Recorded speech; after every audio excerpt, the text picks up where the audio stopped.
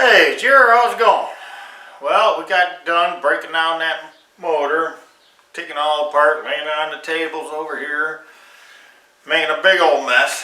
But I did tape and I forgot to put it on yesterday, what we found wrong. Little rod knock.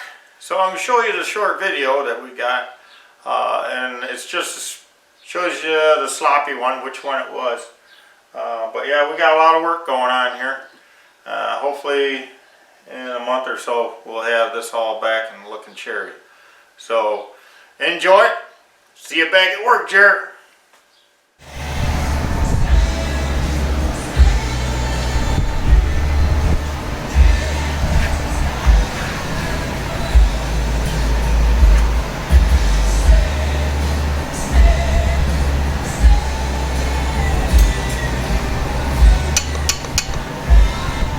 Oops. Is that supposed to happen? I don't think so. That's number 6.